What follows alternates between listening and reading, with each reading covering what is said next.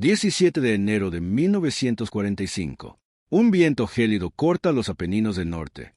La nieve se arremolina como ceniza sobre picos escarpados.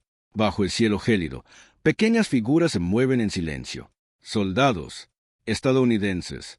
La 10ª División de Montaña de escalando acantilados más altos que las nubes, cargando sobre sus hombros rifles, explosivos y el peso de un mundo agotado por la guerra. Los alemanes creían que estas montañas eran intocables, impenetrables, fortalezas naturales. Sin embargo, allí, a la sombra de la roca escarpada, los alpinistas de élite aliados seguían adelante. Cada paso era una prueba de fuerza, cada respiración una batalla contra la congelación, el hambre y el agotamiento. El enemigo esperaba, atrincherado, confiado, pero la conmoción y la incredulidad estaban a punto de extenderse por la Wehrmacht. Un puñado de estadounidenses, entrenados para la guerra alpina, estaban a punto de escalar alturas imposibles. Y en el frío silencio de la nieve y la piedra, la historia se reescribiría. Las montañas no protegerían a los nazis. Esta vez no. A finales de 1943, la península itálica era un laberinto devastado por la guerra. Los aliados habían desembarcado en Sicilia y el sur de Italia, avanzando hacia el norte a través de colinas escarpadas, valles profundos y ríos crecidos por las lluvias invernales. Las fuerzas alemanas, en retirada desde el sur, habían establecido lo que llamaron la Línea Gustav, una cadena de posiciones fortificadas diseñadas para desangrar a los aliados. Búnkeres de hormigón, campos de minas y nidos de artillería excavados en las montañas hacían que cada avance fuera lento y costoso. El invierno italiano era implacable. La lluvia convertía las carreteras en barro y la nieve convertía cada ascenso en peligroso. En estas condiciones, las fuerzas convencionales de los ejércitos estadounidense y británico se encontraban al límite de sus fuerzas. Los alemanes conocían el terreno a la perfección. Podían anticipar cada movimiento en pasos estrechos, cuellos de botella y crestas. Cada asalto se saldaba con numerosas bajas. Las tácticas tradicionales de infantería fracasaban contra acantilados verticales, crestas escarpadas y picos nevados. Los comandantes se enfrentaban a una cruda realidad. Si los aliados querían abrirse paso, necesitarían tropas entrenadas para un tipo de guerra que casi nadie más podía combatir: la guerra de montaña. La solución llegó con la 10ª División de Montaña, activada en 1943 en Camp Ale, Colorado. A gran altura sobre el nivel del mar en las montañas rocosas, los soldados se entrenaban en nieve, hielo y altitud. Escalaban escarpadas paredes rocosas, esquiaban por laderas heladas y aprendían a sobrevivir en temperaturas que paralizarían a los soldados rasos. Cada miembro era seleccionado por su resistencia, valentía y adaptabilidad. Armas, explosivos y suministros se ponían a prueba en condiciones extremas. Cuerdas y esquí se volvieron tan vitales como los rifles. Aquí, entre los picos azotados por el viento de Colorado, un pequeño ejército de escaladores y esquiadores se forjó en un arma de precisión, listo para enfrentarse a las montañas de Italia.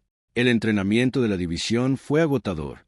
Los hombres aprendieron a moverse silenciosamente sobre la nieve, a sortear tormentas cegadoras y a atacar posiciones consideradas inalcanzables. Los ingenieros practicaban la colocación de explosivos en acantilados verticales, mientras que los médicos se entrenaban para evacuar a las bajas a través de terrenos inaccesibles.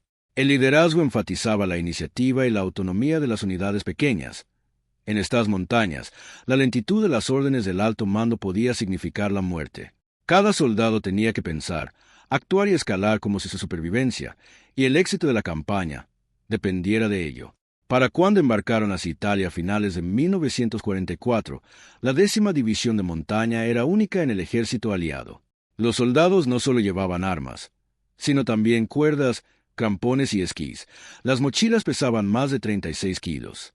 Cada hombre sabía que podría tener que escalar un acantilado bajo fuego enemigo, en medio de una ventisca, con la artillería tronando abajo. Los alemanes nunca se habían enfrentado a tropas entrenadas de esta manera. La 10ª no era solo una división de infantería, era una fuerza diseñada para conquistar lo inexpugnable. El escenario estaba preparado. Las montañas del norte de Italia, antes consideradas intransitables, pronto serían testigos de una campaña de ingenio, resistencia y audacia. Los aliados necesitaban un avance. Los alemanes esperaban un estancamiento. Y, sin embargo, muy por encima de los valles, Una fuerza estadounidense de élite se preparaba para convertir la guerra en los Alpes en una pesadilla que los nazis jamás olvidarían. Para diciembre de 1944, la 10ª División de Montaña había llegado a Italia. Sus puertos de desembarco eran austeros, y sus convoyes de transporte serpenteaban por estrechos caminos de montaña donde las tormentas invernales ya habían arrasado con sus vehículos. Los soldados desembarcaron no en campos de batalla abiertos, sino en un laberinto de crestas, barrancos y aldeas nevadas. Los Apeninos septentrionales, una barrera natural que se extendía cientos de kilómetros, estaban fortificados con búnkeres alemanes, nidos de ametralladoras y posiciones de artillería. Para la Wehrmacht, estas montañas constituían una línea de defensa que ya había costado muy cara a las fuerzas aliadas. Las primeras misiones del 10º Regimiento fueron de reconocimiento y patrullaje. Pequeños destacamentos exploraban acantilados, grietas y crestas, cartografiando las posiciones enemigas con minucioso detalle. Los bancos de nieve a menudo llegaban hasta la cintura. La congelación se cobraba a los hombres con la misma seguridad que las balas. Las mulas transportaban algunos suministros, pero muchos paquetes eran arrastrados por los propios soldados. Cada paso era un acto de desafío físico. La visibilidad era escasa, las tormentas frecuentes y los francotiradores alemanes controlaban los estrechos pasos. Los ataques convencionales habrían fracasado allí, como en los meses anteriores, y sin embargo, la 10ª División de Montaña operaba de forma diferente. Los comandantes se dieron cuenta rápidamente de que la confianza del enemigo era su mayor ventaja. Los alemanes asumieron que ninguna fuerza podría escalar los acantilados casi verticales que protegían la cresta de Riva y el monte Belvedere. Creían que las propias montañas actuarían como centinelas, disuadiendo cualquier asalto. Pero los estadounidenses aprovecharon esta expectativa. Aprovechando las lecciones aprendidas en Colorado, avanzaron sobre rocas cubiertas de hielo, al amparo de la noche y con un clima que parecía diseñado para detener el movimiento humano. Cada escalada, cada punto de apoyo, era un riesgo calculado, y cada soldado conocía lo que estaba en juego. La guerra invernal requería más que resistencia física. Los ingenieros improvisaron teleféricos para transportar munición por las laderas escarpadas. Los médicos aprendieron a tratar la hipotermia en el campo de batalla. Los exploradores se desplazaban silenciosamente por las crestas para marcar los nidos de ametralladoras y las posiciones de artillería del enemigo. Cada unidad actuaba de forma independiente, pero coordinada, como engranajes de una máquina mayor. Este estilo de guerra descentralizado proporcionó a la división una flexibilidad que los alemanes no habían previsto. Para cuando comenzó el primer asalto, el enemigo no tenía una idea clara de dónde se produciría el ataque ni de la pendiente del acceso. La importancia estratégica de estas montañas iba más allá del simple terreno. Controlar los Apeninos significaba cortar las líneas de suministro alemanas, permitir a los aliados avanzar hacia el valle del Po y, en última instancia, forzar a la Wehrmacht a un colapso defensivo. Los alemanes habían subestimado la capacidad de los estadounidenses para luchar en estas condiciones. Se habían preparado para asaltos convencionales, no para escaladores capaces de escalar acantilados bajo fuego de artillería. Cada pico que el 10º Regimiento capturara no solo rompería las defensas físicas, sino que también destrozaría la moral. A principios de enero de 1945, la 10ª División de Montaña estaba lista para la acción. Los hombres se apiñaban en trincheras cubiertas de nieve, revisando cuerdas y esquís, escuchando el lejano estruendo de la artillería alemana resonando en los valles. Tenían frío, estaban exhaustos y sometidos a una prueba extrema, pero estaban listos. Las montañas que antaño habían protegido a los nazis estaban a punto de convertirse en el escenario de una campaña de sorpresa, innovación y resistencia humana que el ejército alemán jamás olvidaría. La 10ª División de Montaña fue, ante todo, un testimonio de la resiliencia humana. Los soldados se enfrentaron a un campo de batalla que ponía a prueba tanto el cuerpo como la mente. Las temperaturas a menudo descendían por debajo de cero. Los bancos de nieve cubrían las trincheras, las avalanchas amenazaban las líneas de suministro y cada ascenso conllevaba el riesgo de congelación o caída desde acantilados escarpados. Aún así, los hombres siguieron adelante. Se entrenaron para esto. Cada soldado conocía lo que estaba en juego antes de pisar suelo italiano. Semanas en Colorado les habían enseñado a moverse en silencio, a racionar la comida y a soportar las incomodidades sin quejarse. Cuando los proyectiles de artillería sacudían las laderas de las montañas, cuando el fuego de las ametralladoras alemanas cortaba el viento, los soldados seguían adelante, a veces arrastrando camaradas heridos por acantilados, a veces escalando alturas que ni siquiera las mulas podían cruzar.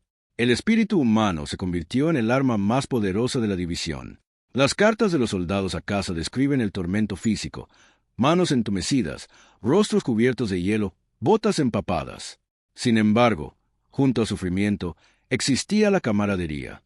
Las dificultades compartidas crearon lazos más fuertes que cualquier orden militar.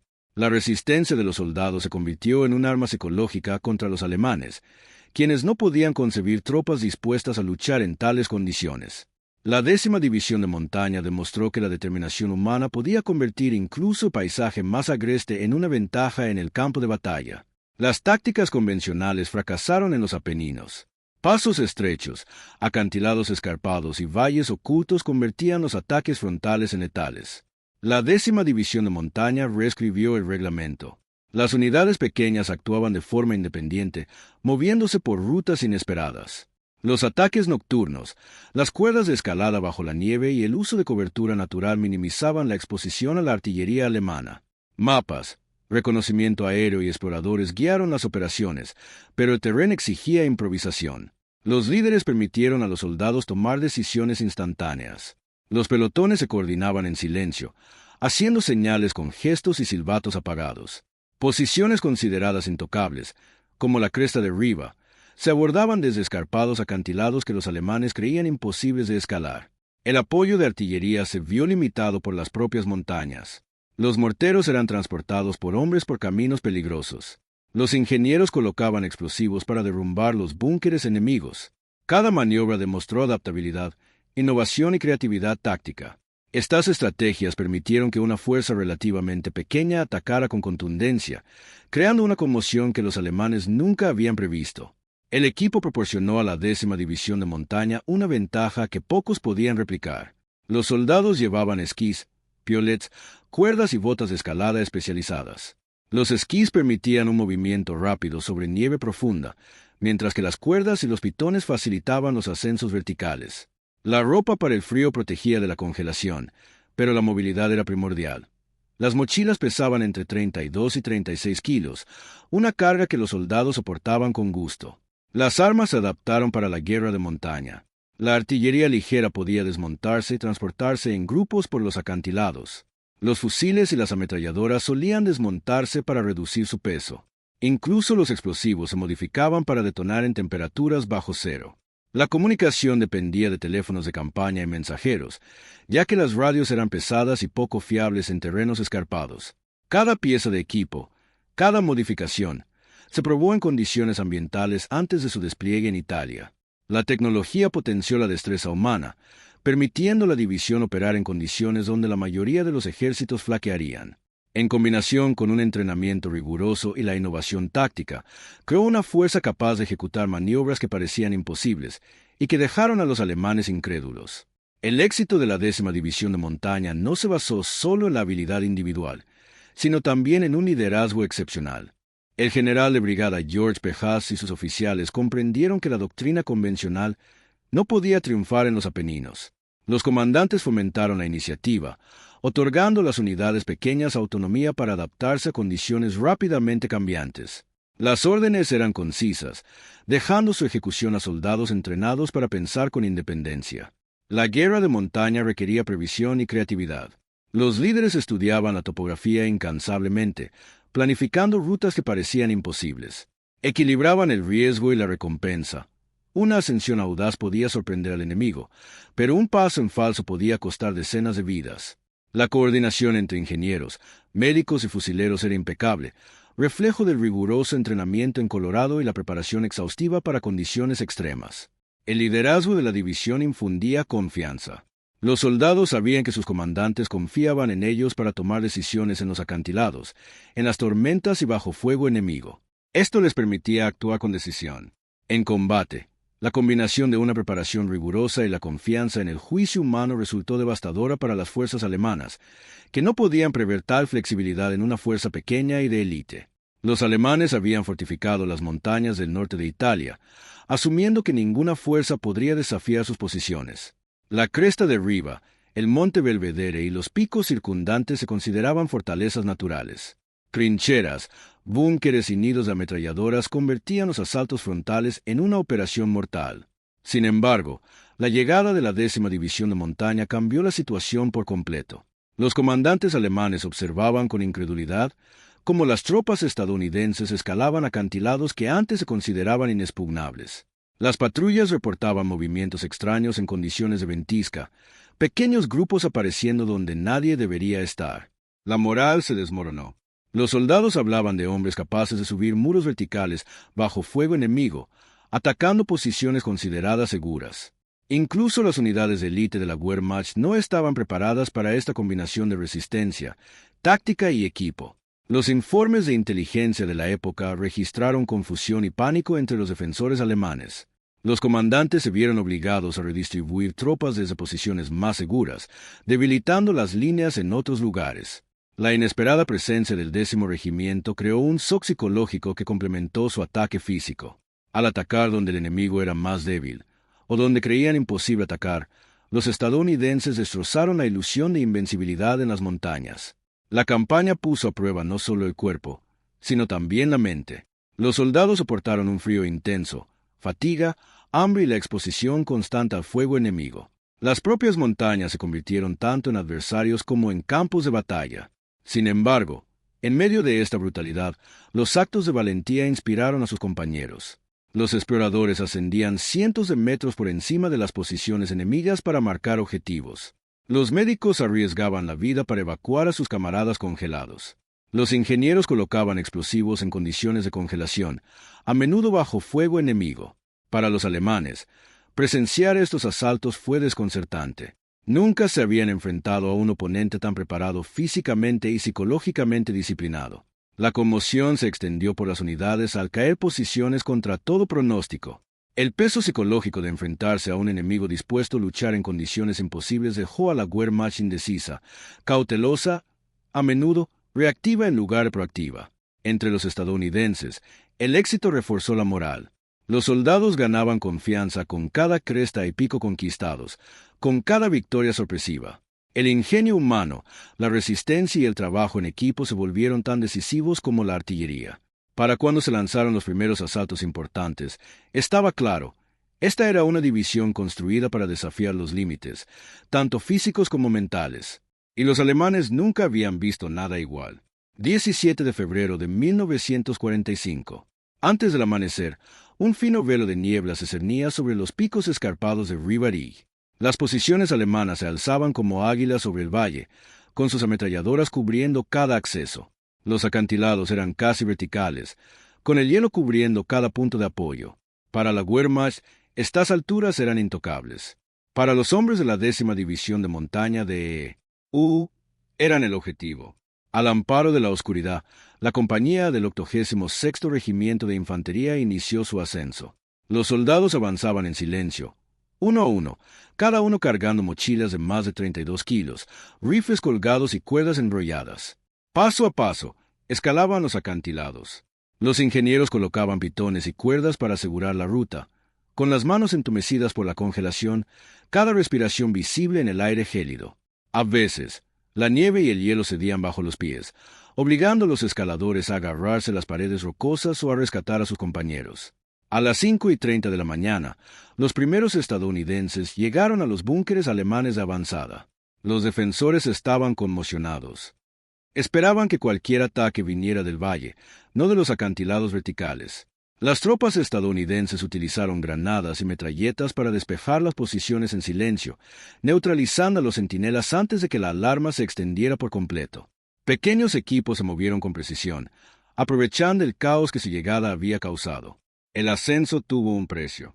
La congelación y el agotamiento acabaron con los soldados incluso antes que las balas. Hombres cayeron desde cientos de metros. Otros arriesgaron la vida para rescatar a sus camaradas. Sin embargo, el 10º Regimiento siguió adelante, ascendiendo para alcanzar las posiciones de artillería que habían llovido fuego sobre las columnas aliadas en el valle durante semanas.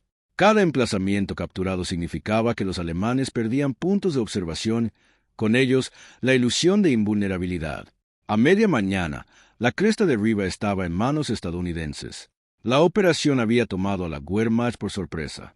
Su línea de montaña fortificada, que había retrasado divisiones enteras durante meses, fue violada por una sola división entrenada para combatir en la nieve, sobre las rocas y en temperaturas bajo cero. Los informes de los oficiales alemanes describían su incredulidad. Hombres que trepan como cabras montesas habían atacado donde nadie creía posible. La captura de la cresta abrió el camino para nuevos avances hacia los Apeninos. Las tropas alemanas se retiraron a posiciones secundarias, con la moral por los suelos. La combinación de audacia física, innovación táctica y entrenamiento especializado había creado un momento de conmoción que resonó en las líneas enemigas. Los soldados de la 10ª División de Montaña, exhaustos, ensangrentados y congelados, habían reescrito las reglas de la guerra de montaña. 17 de marzo de 1945. Apenas un mes después del impacto de la cresta de Riva, la 10ª División de Montaña se enfrentó a su siguiente desafío: el Monte Belvedere, una fortaleza de roca escarpada que se alzaba más de 600 metros sobre los valles circundantes.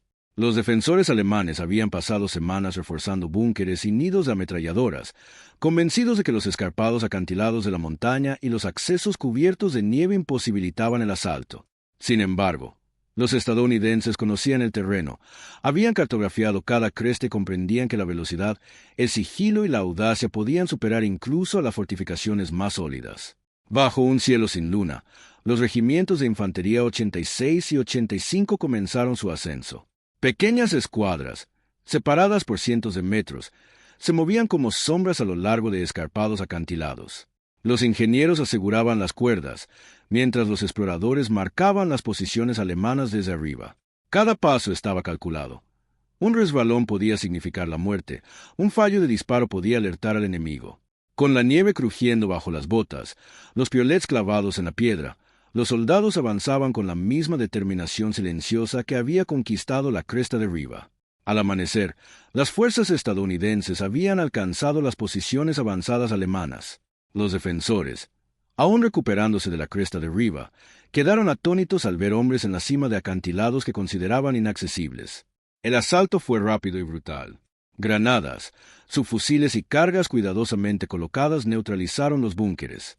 Los francotiradores apuntaban a las tropas en retirada, mientras que los morteros, arrastrados laboriosamente por las laderas, silenciaban la artillería alemana.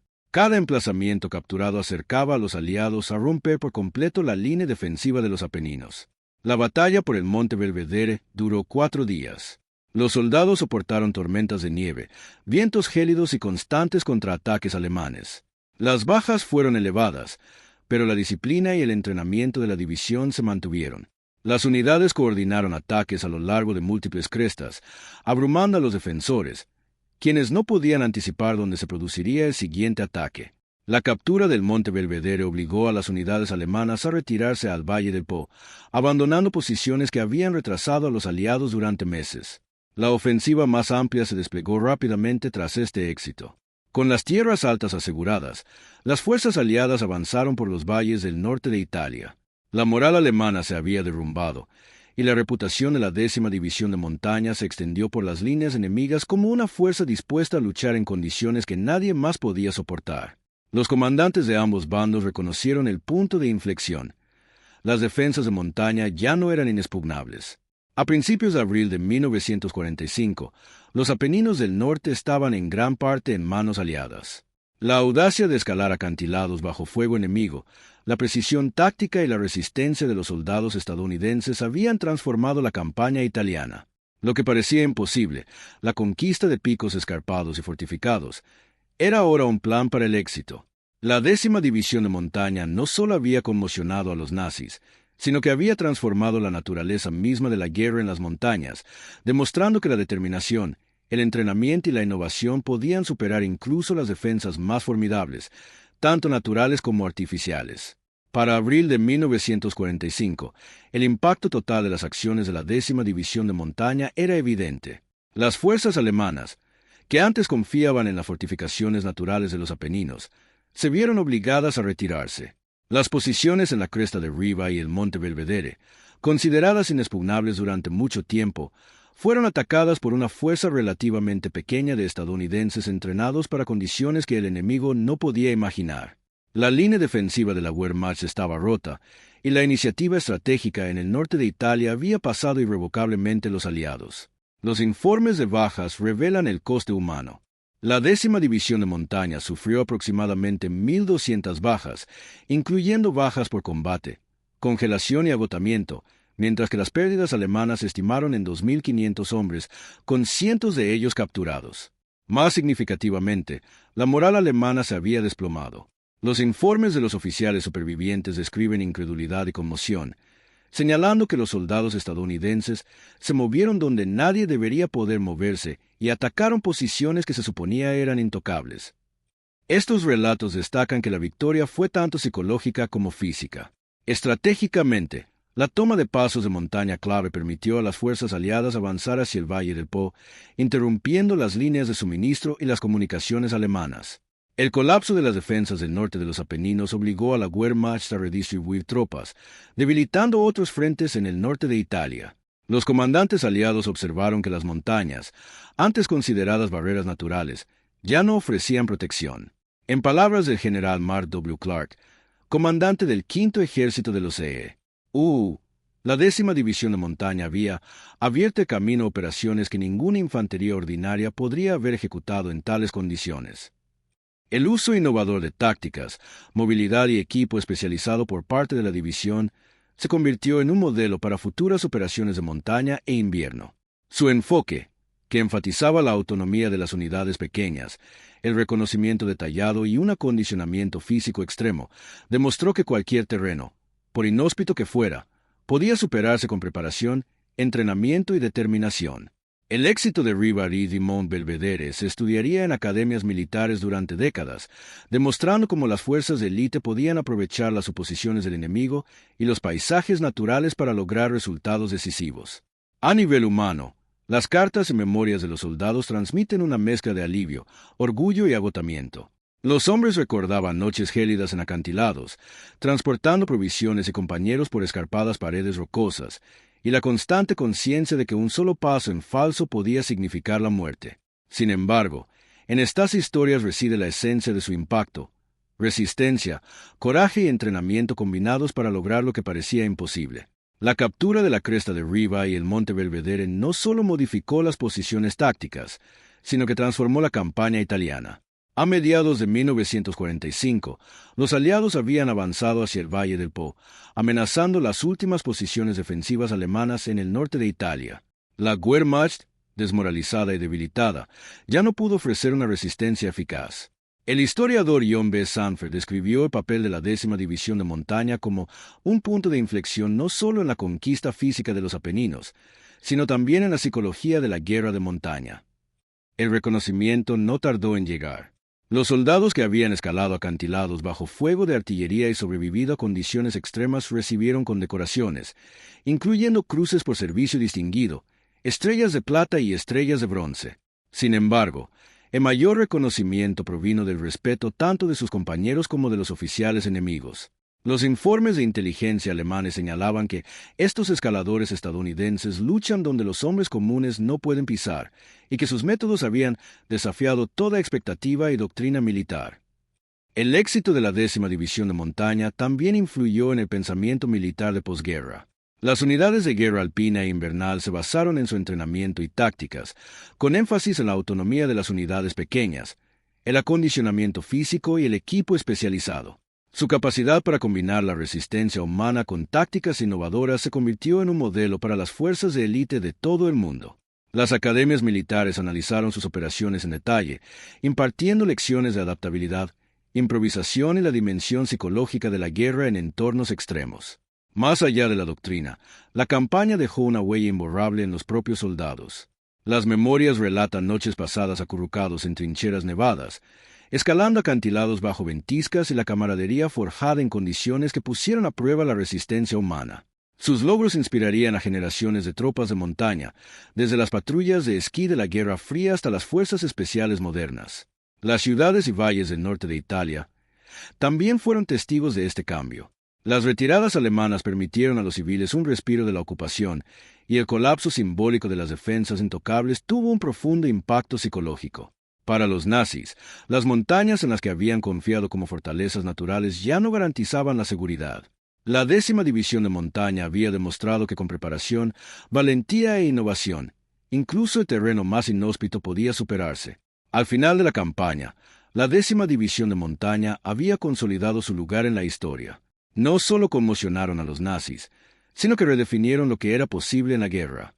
Su legado perduraría, tanto en la doctrina militar como en la memoria de quienes presenciaron su audacia de primera mano. Las crestas nevadas del norte de Italia ahora permanecen en calma, pero aún resuenan los ecos de aquella campaña invernal. La 10ª División de Montaña hizo más que escalar acantilados y conquistar picos, destrozó las suposiciones. Montañas que se consideraban infranqueables se transformaron en caminos hacia la victoria gracias a la resistencia, el ingenio y la pura fuerza de voluntad. Sus acciones nos recuerdan que los límites solo existen hasta que se ponen a prueba, y que la preparación, el coraje y la adaptabilidad pueden convertir lo imposible en realidad. Tras el conflicto, los historiadores han reflexionado sobre la campaña no solo como una serie de victorias tácticas, sino como una lección sobre la intersección del espíritu humano y la innovación. El entrenamiento especializado, la planificación meticulosa y la disposición a afrontar condiciones extremas amplificaron la eficacia de una fuerza relativamente pequeña. La tecnología, esquís, cuerdas, equipo para el frío, no fue decisiva por sí sola, pero al combinarse con la habilidad humana, se convirtió en un factor multiplicador de fuerza. La 10ª División de Montaña también dejó huella en quienes la presenciaron, lucharon contra ella y junto a ella. Para los alemanes, fue un momento de conmoción e incredulidad. Para los aliados, fue una inspiración. Para los propios soldados, fue un testimonio de resiliencia, camaradería y la extraordinaria capacidad del hombre común para superar la adversidad. Sobre todo, la historia de la 10ª División de Montaña perdura como un recordatorio de que la historia no solo se forja por la cantidad de soldados y la potencia de fuego, sino también por aquellos dispuestos a enfrentar el miedo, soportar las dificultades y actuar con determinación. Las montañas pudieron haber sido escarpadas, la nieve glacial y los riesgos extremos. Pero en la valentía de estos soldados, los nazis encontraron un enemigo capaz de escalar lo imposible, atacar con decisión y dejar una huella imborrable en el curso de la historia.